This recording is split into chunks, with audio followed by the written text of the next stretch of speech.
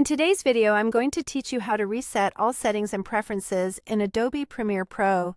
Whether you're facing persistent performance issues, some settings have gone awry, or you simply want to start fresh, resetting Adobe Premiere Pro can often be the solution. This process is not only straightforward, but also essential for restoring the software to its default state.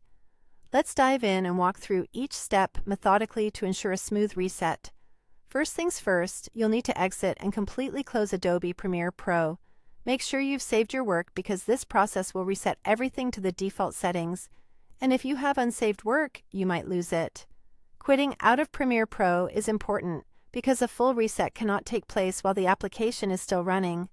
Now that you've closed the application, here's the crucial part of the process. Head over to your desktop where you can see the Adobe Premiere Pro icon. Here, you're going to use a little shortcut technique. This trick involves holding down the Shift key on your keyboard.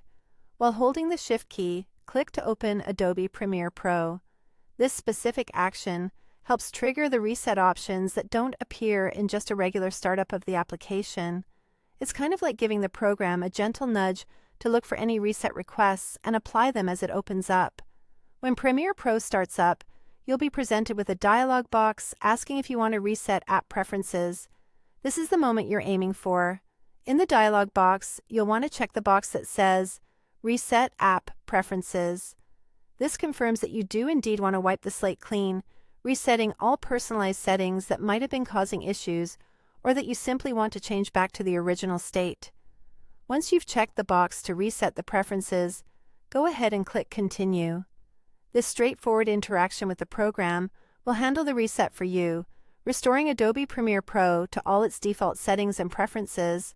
Now you've successfully reset Adobe Premiere Pro.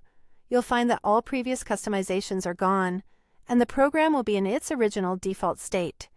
This can often help clear up a host of issues, as corrupted preferences or configurations are often the root cause of some of the trickier problems in video editing software. Remember, if you need to reset again in the future, this simple process will be your go-to. By knowing how to reset your app preferences, you're ensuring that Premiere Pro runs smoothly, allowing you to focus on what's really important, your creative work. Thanks for watching, and feel free to reach out if you have any more questions or need further assistance with Premiere Pro. Happy editing!